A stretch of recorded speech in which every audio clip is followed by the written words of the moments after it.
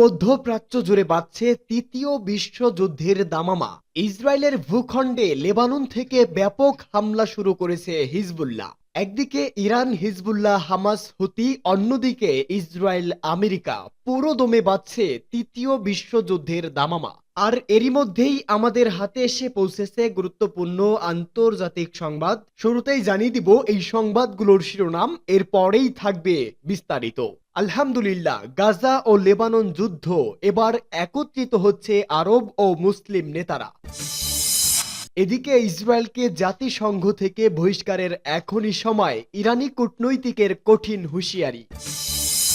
এরপরেই থাকবে পুরো মধ্যপ্রাচ্যের যুদ্ধের দামামার সময় হঠাৎ কেন ইরান সফরে সৌদি সেনাপ্রধান। এরপরেই থাকবে যুদ্ধের মাধ্যমেই গাজার বেশ বড় একটি অংশ দখল করে নিয়েছে ইসরায়েলি সেনাবাহিনী।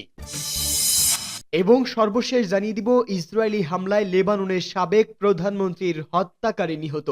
এতক্ষণ শুনছিলেন সংবাদ শিরোনাম, এবারে বিস্তারিত। তবে তার আগে প্রতিদিনের আপডেট আন্তর্জাতিক সংবাদ সবার আগে পেতে ভিডিওটিতে একটি লাইক দিয়ে চ্যানেলটি সাবস্ক্রাইব করার অনুরোধ রইল।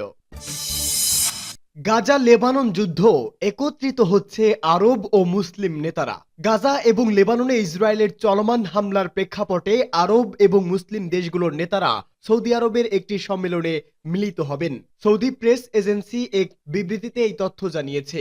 এসপি এর বিবৃতিতে বলা হয়েছে, ফিলিস্তিনি এবং লেবাননি ভূখণ্ডে বাড়তে থাকা সহিংসতা, বিশেষ করে ইসরায়েলের নৃশংস হামলা আরব ও ইসলামিক নেতাদের জরুরি পদক্ষেপ নিতে বাধ্য করেছে।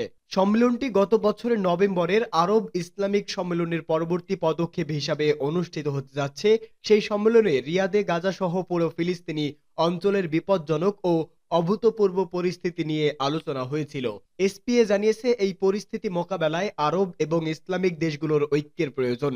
সোমবার এই সম্মেলনে সৌদি আরব, জর্ডান, মিশর, কাতার, তুরস্ক, ইন্দোনেশিয়া, নাইজেরিয়া এবং ফিলিস্তিনের পররাষ্ট্রমন্ত্রীরা উপস্থিত থাকবেন। এছাড়াও যোগ দেবেন আরব লীগ এবং ইসলামিক সহযোগিতা সংস্থার মহাসচিবরাও।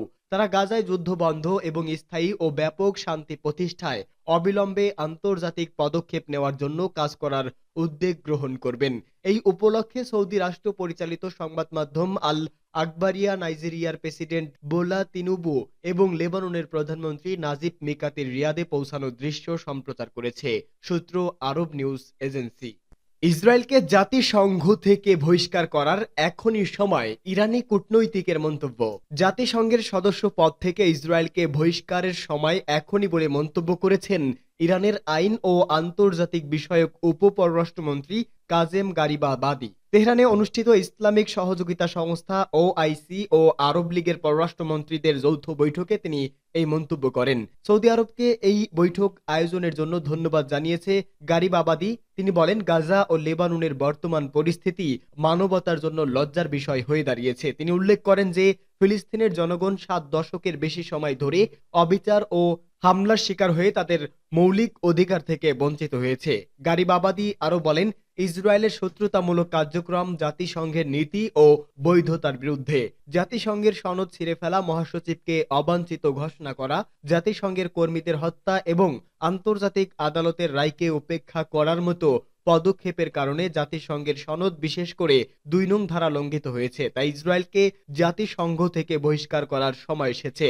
ইরানের এই কর্মকর্তা আরো বলেন, ইসরায়েলের বিরুদ্ধে সম্পূর্ণ অস্ত্র, অর্থনৈতিক ও বাণিজ্যিক নিষেধাজ্ঞা প্রয়োগ করার উচিত এবং ফিলিস্তিনে দখলদারিত্বকে সমর্থনকারী সব প্রতিষ্ঠানের উপর নিষেধাজ্ঞা আরোপ করা উচিত। হঠাৎ কেন ইরান সফরে সৌদি সেনাপ্রধান? ইরানের রাজধানী তেহরান সফর করেছেন সৌদি সেনাপ্রধান ফায়াদ আল রুয়ালি। জানা গেছে, প্রতিরক্ষা নিয়ে আলোচনার জন্য তার এই সফর।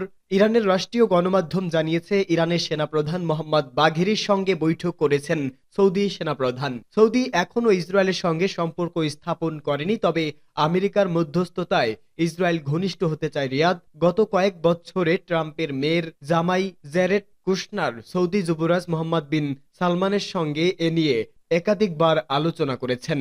ইরানের রাষ্ট্রীয় গণমাধ্যমের তথ্য অনুযায়ী সৌদি সেনাপ্রধান রুয়ালি তেহরানের উচ্চ পর্যায়ের সামরিক প্রতিনিধি দলের সঙ্গে নিয়ে বৈঠকে অংশ নিয়েছিল। তারা দ্বিপাক্ষীয় সম্পর্ক ও প্রতিরক্ষা বিষয়টি নিয়ে কথা বলেছে। এর আগে গত বছর ইরান ও সৌদি আরবের মধ্যে প্রতিরক্ষা সহযোগিতা ও আঞ্চলিক উন্নয়ন নিয়ে আলোচনা করতে সৌদি প্রতিরক্ষা মন্ত্রী প্রিন্স খালেদ বিন সালমান আল সাউদের সঙ্গে ফোনালাপ করেছেন বাঘেরি। 2023 সালে চীনের মধ্যস্থতায় তেহরান ও রিয়াদ 7 বছরের সংঘাত দূর করে সম্পর্ক পুনরুস্থাপন করেন। গাজার বিশাল ভূখণ্ড দখলে নিয়েছে ইসরায়েল। যুদ্ধের মধ্যেই গাজার বেশ বড় একটি অংশ দখল করে নিয়েছে ইসরায়েলি বাহিনী। সম্প্রতি ইসরায়েলের প্রকাশিত তথ্যের ভিত্তিতে এমন দাবির সত্যতা তুলে ধরেন আন্তর্জাতিক মানবাধিকার আইন বিশেষজ্ঞ ও নরওয়েজিয়ান শরণার্থী পরিষদের বিশেষ উপদেষ্টা আইতে এসপেটেইন। মাইক্রো ব্লগিং সাইট এক্সে দেওয়া এক পোস্টে তিনি জানান, ইসরায়েল এরই মধ্যে গাজার 55 থেকে 56 বর্গ কিলোমিটার ভূমি দখল করেছে। দখলকৃত এই ভূমির নাম দেওয়া হয়েছে নেতজারিম টেরিটরি। এপস্টেইন জানান, উত্তর গাজা ও রাফাতে একইভাবে আরও ভূমি স্থায়ীভাবে দখল করার পরিকল্পনা করেছে ইসরায়েলি বাহিনীর।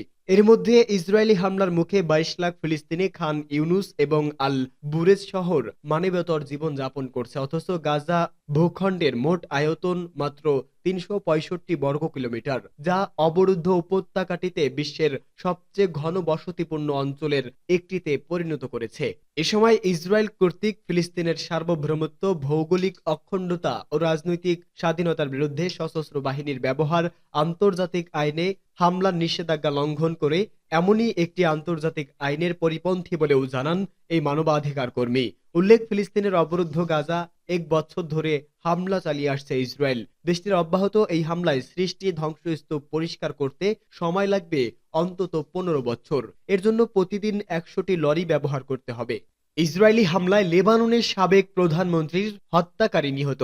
দখলদার ইসরায়েলের বিমান হামলায় প্রাণ হারিয়েছে লেবাননের শক্তিশালী সশস্ত্র গোষ্ঠী হিজবুল্লাহর কমান্ডার সেলিম জামিল আয়াশ। সৌদি সংবাদ মাধ্যম আল আরাবিয়া জানিয়েছে, সেলিম জামিল সম্প্রতি নিহত হয়েছেন।